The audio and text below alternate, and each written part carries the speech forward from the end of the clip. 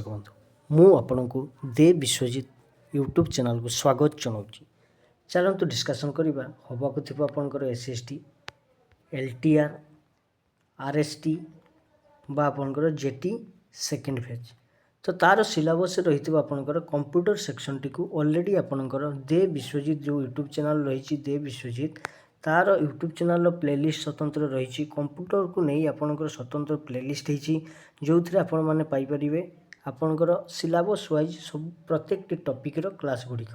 Already ଆପଣଙ୍କର SST ବା ଆପଣଙ୍କର LTR ପାଇଁ ଯେଉଁ ସିଲାବସ୍ ରହିଛି ଆପଣଙ୍କର କମ୍ପ୍ୟୁଟର ସେକ୍ସନର ତାର 50% ପାଖାପାଖି ଆପଣଙ୍କର ସିଲାବସ୍ ଅଲରେଡ଼ି କଭର୍ ହେଇସାରିଲାଣି ଆପଣଙ୍କର ଦେ ବିଶ୍ୱଜିତ ୟୁଟ୍ୟୁବ୍ ଚ୍ୟାନେଲରେ। ଆପଣମାନେ ପ୍ଲେଲିଷ୍ଟ ମାଧ୍ୟମରେ ସେସବୁ ଗୁଡ଼ିକ ପାଇପାରିବେ। ବର୍ତ୍ତମାନ ଆମେ କିଛି ନଜର ପକାଇବା ଆପଣଙ୍କର ଇମ୍ପୋର୍ଟାଣ୍ଟ ଯେଉଁ CTRL plus A to Z ଯେଉଁ ଆପଣଙ୍କର ପ୍ରେସ୍ କଲେ କ'ଣ କ'ଣ ସବୁ ଘଟିଥାଏ ସେଇ ଉପରେ ଆମେ ଆଜି ଆଲୋଚନା କରିବା, ଯେଉଁଟାକି ଆପଣମାନଙ୍କ ପାଇଁ ବହୁତ ଇମ୍ପୋର୍ଟାଣ୍ଟ ରହିବ। ତ ଚାଲନ୍ତୁ ତାହେଲେ ଆମେ କ୍ଲାସ୍ଟିକୁ ଆରମ୍ଭ କରିବା। ଦେଖନ୍ତୁ CTRL ପ୍ଲସ୍ A ଯେତେବେଳେ ଆମେ ପ୍ରେସ୍ କରୁଛନ୍ତି ସେତେବେଳେ ପ୍ରତ୍ୟେକଟି ଜିନିଷ ଆପଣଙ୍କର କ'ଣ ହେଇଯାଏ ନା ସିଲେକ୍ଟ ଅଲ୍ ହେଇଯାଏ।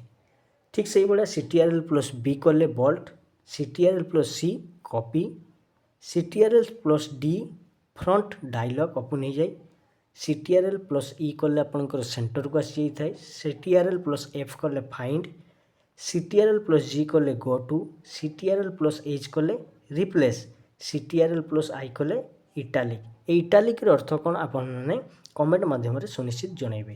CTRL ପ୍ଲସ୍ J କଲେ ଆପଣଙ୍କର ଜଷ୍ଟିଫାଇ ହେଇଯାଏ, CTRL ପ୍ଲସ୍ K କଲେ ହାଇପର ଲିଙ୍କ୍ ଓପନ୍ ହେଇଯାଇଥାଏ। ଠିକ୍ ଅଛି, CTRL ପ୍ଲସ୍ L କଲେ ଲେଫ୍ଟ ସାଇଡ଼କୁ ଆସିଯାଇଥାଏ କର୍ଣ୍ଣରଟି, CTRL ପ୍ଲସ୍ M କଲେ ସ୍ଲାଇଡ୍ ଓପନ୍ ହେଇଯାଇଥାଏ, CTRL ପ୍ଲସ୍ N କଲେ ପ୍ରେଜେଣ୍ଟେସନ୍ ହେଇଥାଏ, CTRL ପ୍ଲସ୍ O କଲେ କ'ଣ ହୁଏ ଓପନ୍ ହୁଏ, CTRL ପ୍ଲସ୍ P କଲେ ପ୍ରିଣ୍ଟ ହେଇଥାଏ, CTRL Qରେ ସେମିତି କିଛି ନାହିଁ, CTRL ପ୍ଲସ୍ R କଲେ ରାଇଟ୍କୁ ଆସିଥାଏ, CTRL ପ୍ଲସ୍ S ସେଭ୍ ପାଇଁ ୟୁଜ୍ କରାଯାଏ, Tରେ ଆପଣ ସେମିତି କିଛି ନାହିଁ, Uରେ ଆପଣଙ୍କର ଆଣ୍ଡରଲାଇନ୍ ହେଇଯାଇଥାଏ, Vରେ ଆପଣଙ୍କର ପେଷ୍ଟ ହୁଏ, Wରେ ଆପଣଙ୍କର କ୍ଲୋଜ୍ ପ୍ରୋଗ୍ରାମ ଅର୍ଥାତ୍ Wର ଅର୍ଥ କ'ଣ ନା CTRL ପ୍ଲସ୍ W। ଠିକ୍ ଅଛି, କ୍ଲୋଜ୍ ପ୍ରୋଗ୍ରାମ। ଠିକ୍ ସେଇଭଳିଆ CTRL ପ୍ଲସ୍ X କଟ୍ ହେଇଥାଏ, CTRL ପ୍ଲସ୍ Y ରିଡୋ ହୋଇଥାଏ, CTRL ପ୍ଲସ୍ Z ଆପଣଙ୍କର ଆଣ୍ଡୋ ହୋଇଥାଏ। ତ ବନ୍ଧୁଗଣ ଏଇ ଥିଲା ଆପଣମାନଙ୍କ ପାଇଁ CTRL A to Zର ଯେଉଁ ପ୍ରେସ୍ କଲେ କ'ଣ କ'ଣ ସବୁ ଦେଖିବାକୁ ମିଳିଥାଏ। ତ ଅଲରେଡ଼ି ଆପଣମାନେ ଜାଣିଗଲେ ଯେ CTRL Aରୁ ଆରମ୍ଭ କରି ଆପଣଙ୍କର Z ପର୍ଯ୍ୟନ୍ତ ଯଦି ଆମେ CTRL plus A to Z ଯେଉଁ ଆପଣଙ୍କର କି ରହିଛି ତାକୁ ଯଦି ଆମେ ପ୍ରେସ୍ କରୁଛୁ ତାରେ କ'ଣ ସବୁ ବାହାରୁଛି। ଠିକ୍ ଅଛି, ସେଗୁଡ଼ିକୁ ଅଲରେଡ଼ି ଆମେ ଆଲୋଚନା କରିଛୁ। ଏଇଗୁଡ଼ିକ ଆପଣଙ୍କ ପାଇଁ ବହୁତ ଇମ୍ପୋର୍ଟାଣ୍ଟ ରହିବ।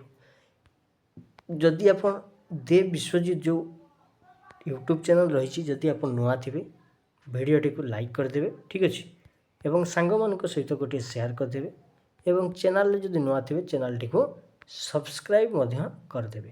ଯାହାଫଳରେ ଆପଣମାନେ କ'ଣ କରିବେ ନା ଯାହାଫଳରେ ଆପଣମାନଙ୍କୁ ପ୍ରତ୍ୟେକଟି ଭିଡ଼ିଓ ଆପଣମାନଙ୍କ ପାଖରେ ପହଞ୍ଚି ପାରିବ। ତ ପୁଣି ଆପଣଙ୍କ ସହିତ ଦେଖା ହେବ ଗୋଟେ ନୂଆ କଣ୍ଟେଣ୍ଟରେ।